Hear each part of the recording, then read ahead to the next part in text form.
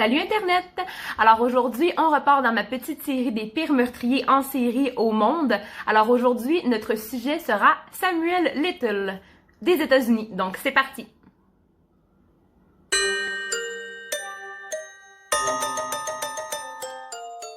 Alors, qui est Samuel Little? Samuel Little est né le 7 juin 1940 à Reynolds, en Géorgie, aux États-Unis d'Amérique. Donc, il passe son enfance avec sa mère. Sa mère est une prostituée. Donc, déjà là, en partant, on voit que le petit garçon vit dans un environnement pas très stable. Et bon, il va à l'école et finalement, il finit par abandonner l'école suite à une violation de domicile en 1961. Oui, je lis encore. Donc, en 1961, il se fait arrêter et condamné à 3 ans de prison à cause du vol d'entrée par effraction qu'il a fait. En 1964, donc 3 ans après, quand il sort de prison, il devient itinérant. Donc c'est vraiment ce qui va commencer à le pousser tranquillement vers le profil criminel. Donc il se retrouve à la rue. Il va commettre quelques petits délits. Donc de 1964 à 1975, il se fait arrêter 26 fois pour viol, pour vol, pour rentrer par effraction chez des gens, pour rentrer par effraction dans des commerces. Donc, on voit déjà là que le petit garçon, en fait, l'homme, a vraiment vécu un traumatisme quand il était plus jeune. Et là, on va le voir un petit peu plus tard dans la vidéo. On voit que Samuel Little détestait sa mère et on voit souvent ça dans les meurtriers en série. Les meurtriers en série ont souvent tendance à détester le sexe féminin. Pourquoi le sexe féminin? Parce que la plupart des meurtriers en série ne connaîtront jamais leur géniteur, leur père. On voit souvent dans leur enfance un père absent, un père qui est pas là. Donc c'est la mère qui doit reprendre les rênes de la famille. Donc elle doit assumer le rôle du père et de la mère et évidemment, elle va avoir un peu plus d'autorité. C'est ce que les meurtriers en série, en fait, les jeunes enfants vont détester. C'est le fait que la femme soit supérieure. Mais évidemment, la femme va être supérieure dans ces situations-là, tout simplement parce que le père est absent. Donc souvent, c'est ce qu'on retrouve. On a retrouvé ça aussi dans l'affaire de Ted Bundy. Ted Bundy, lui, il a pas connu son père. C'est sa mère qui a pris les rênes de la famille. Donc, et la plupart de ses victimes, en fait, toutes ses victimes étaient des femmes. C'est vraiment, il déteste les femmes. Bon, ce sera pas tous les tueurs en série qui vont seulement tuer des femmes, mais on voit ça dans la plupart, en général. Quand le meurtrier en série tue principalement des femmes, c'est parce que plus jeunes, c'était leur mère qui avait les rênes de la famille, qui avait l'autorité dans la famille. Donc, ils ont dû se soumettre à cette autorité-là.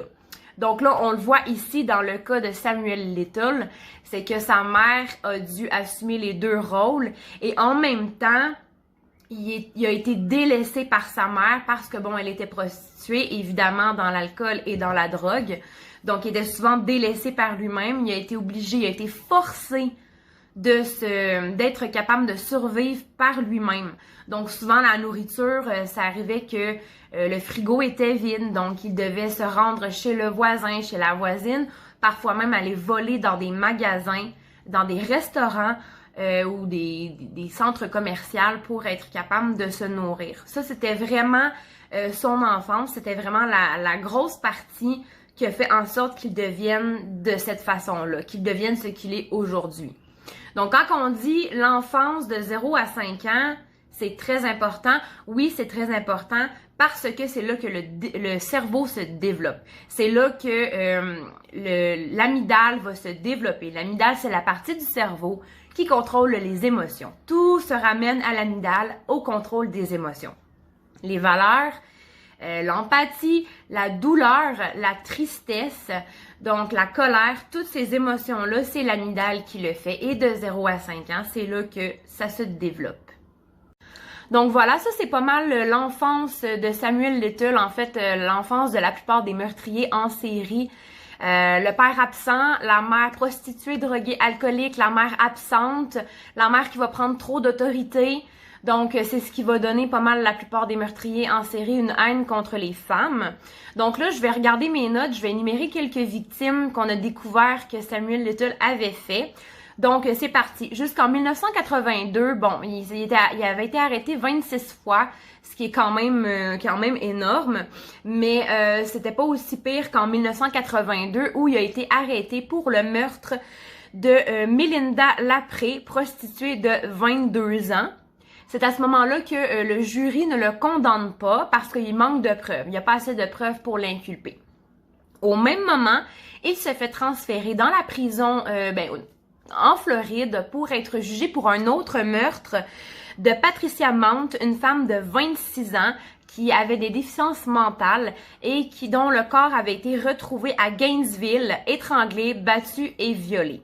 Plusieurs témoins ont annoncé que la veille, il avait vu Patricia Mount et Samuel Little dans un bar en train de discuter et que c'était la dernière fois qu'ils avaient vu Patricia. Donc, la dernière fois que Patricia a été vue, c'était avec Samuel. Donc là, le lendemain, on la retrouve morte. Évidemment, on va soupçonner qui? On va soupçonner Samuel Little. Donc, il est emmené en Floride pour son meurtre, pour être jugé. En 1984, la police scientifique va affirmer que des cheveux ont été retrouvés sur le corps de Patricia Mount. C'était les cheveux de Samuel Little. Donc là, il va être condamné, mais finalement, il va être acquitté après le procès parce qu'il n'y a pas assez de preuves. Bon, oui, c'est sûr qu'il peut avoir des cheveux sur la victime parce que la victime, la veille, a parlé avec Samuel dans le bar. Mais bon, si vous parlez avec votre mère, votre père, vos amis, il va avoir votre ADN sur eux et eux, ils vont avoir de l'ADN sur vous. De eux. Donc, c'est comme ça. Ça s'appelle un transfert d'ADN. Ça se fait naturellement et tout le monde en a. Moi, ça se peut que mon conjoint ait des cheveux de moi sur lui parce qu'on s'est parlé, on a discuté, on s'est donné un câlin, bon, il y a un cheveu qui est tombé. Donc ça, l'histoire du cheveu, oui, ça le reliait, mais c'était pas assez concluant, c'était pas assez pour dire, bon, lui, il l'a assassiné, donc on va le condamner pour meurtre. Donc, en 1984, en janvier 84, il a été acquitté et il redéménage en Californie. Et il se fait encore arrêter pour viol de 2 femmes, 2 prostituées, et il va écoper de 2 ans et demi de prison. À sa sortie en 1987, il va s'installer à Los Angeles. En 2012, il est hébergé dans un centre pour sans-abri et il se fait arrêter pour possession de crack. Son ADN va être prélevé. OK? Donc, vraiment, là, bon, on est en 2012, il se fait arrêter pour crack, donc son ADN va être relevé. Et c'est à ce moment-là que la police scientifique va être capable de le relier à plusieurs meurtres. Autour de 90 meurtres. Donc, on va reculer un peu en arrière. Le corps de Carol Edford avait été découvert le 13 juillet 1987, celui de Audrey Nelson le 14 août 1989, celui de Guadalupe Abocada le 3 septembre 1987. Elles avaient toutes été trouvées mortes dans les rues de Los Angeles, justement au même moment où ils étaient déménagés. Mais il n'y avait pas encore assez de preuves. Leur corps avait été découvert proche d'une benne à ordures d'un restaurant. Mais bon, évidemment, à cette époque, les preuves ADN, c'était pas assez concluant pour inculper quelqu'un parce que, bon, comme je vous ai dit, les cheveux, quand on parle à quelqu'un, ça se retrouve là et puis bon, on pouvait pas donner suite à ce petit jugement-là. Le 7 janvier 2013 va être inculpé. Le procès va s'ouvrir en septembre 2014. C'est vraiment là que tout va se jouer à cause de son ADN qui avait été retrouvé sur plusieurs victimes qui avaient été violées. Donc là, c'est son sperme. Donc ça peut pas être le voisin, c'est son sperme à lui. Donc, il va être jugé, le procès va s'ouvrir et là, il va commencer Samuel Little, il va parler évidemment à son procès, il va aller à la barre, il va commencer à parler de tout ce qui s'est passé durant sa vie et il se dit innocent de tout ça, Donc, durant le procès, il y a une femme du nom de Pamela K. Smith. En fait, c'est un témoin, mais c'est aussi une victime de Samuel Little. On remonte le 11 septembre 1976. Samuel Little, en fait, elle, c'est une prostituée, mais une héroïnomane aussi. Donc, Samuel Little, le 11 septembre 1976, il va s'arrêter sur le bord de la rue et il va la forcer à monter dans sa voiture en lui tendant un couteau sous la gorge. Puis, dans sa voiture, il va la violer et il va la battre. Puis ensuite, il va jeter son corps dans la rue. Elle va se relever et elle va crier à l'aide. Les policiers vont finalement arriver. Mais ils vont prendre en conséquence sa déposition, mais ils feront pas plus parce qu'évidemment, c'est une héroïnomane, c'est une droguée. La plupart du temps, les drogués, les alcooliques, leurs témoignages ne sont pas pris en conséquence parce qu'ils sont diagnostiqués comme des personnes étant très instables émotionnellement, très instables mentalement.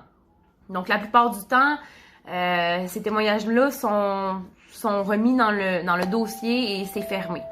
Un peu comme les personnes qui souffrent de maladies mentales, de schizophrénie, de bipolarité, de dépression, leurs témoignages vont pas souvent être ou très peu pris en compte justement à cause de leurs problèmes d'instabilité mentale et ou émotionnelle. Donc, pendant son procès, Pamela K. Smith va arriver, elle va parler de ce qui s'est passé le 11 septembre 1976. Et puis, son témoignage va être retenu, elle va parler à la barre et tout. Et puis, en fait, le 25 septembre 2014, soit environ un an après que le procès ait débuté, Samuel Little va écoper de 3 peines d'emprisonnement à vie sans possibilité de libération conditionnelle. Donc, qu'est-ce que c'est en fait que la libération conditionnelle? J'en avais parlé dans plusieurs autres vidéos. Une peine d'emprisonnement à vie, ça va être à vie sans possibilité de libération conditionnelle. Donc, sans possibilité de pouvoir être libéré, même à une condition. La plupart du temps, ça va être 25 ans et ensuite, ils vont pouvoir faire appel. Ça, c'est ça la libération. Ça, c'est l'emprisonnement à vie sans possibilité de libération conditionnelle. C'est minimum 25 ans. Ensuite, on peut peut-être faire appel. Tout dépendamment du meurtre ou de ce qui s'est passé.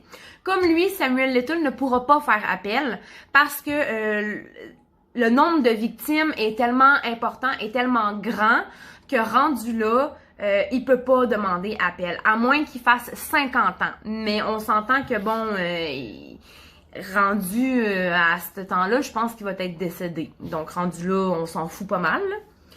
Donc, voilà. Le 9 novembre 2018, Samuel Little a finalement avoué qu'il avait tué environ 90 victimes. Et lui, c'est un peu comme John Wayne Gacy. Si vous voulez que j'en parle, je peux en parler dans une prochaine vidéo. Mais bon, je pense qu'on a fait le tour, là. C'est le clown du film Ça, inspiré du livre de Stephen King. Donc, lui, en fait, ce qu'il faisait, c'est que Samuel Little, un peu comme John Wayne Gacy, lui, aimait se peindre lui-même, peindre des clowns. Mais Samuel Little, lui, aimait dessiner ses victimes, le visage de ses victimes. Et il dessinait tellement bien qu'il y a même des victimes qu'on a été capable d'identifier à cause de ses dessins. Donc, il disait, bon, cette victime-là, elle s'appelle Victoria, et il la dessinait, et bon, il essayait de faire concorder ça avec les photos d'autopsie de plusieurs victimes qu'il avait trouvées, et ça concordait. Donc, on savait qu'elle s'appelait Patricia Smith. Bon. Ou Victoria Bélanger. Donc, voilà. Finalement, c'est ça. Il est condamné à la prison à vie. Bon, donc, c'est ça. Il va falloir qu'il fasse minimum 50 ans. Pourvu sa peine.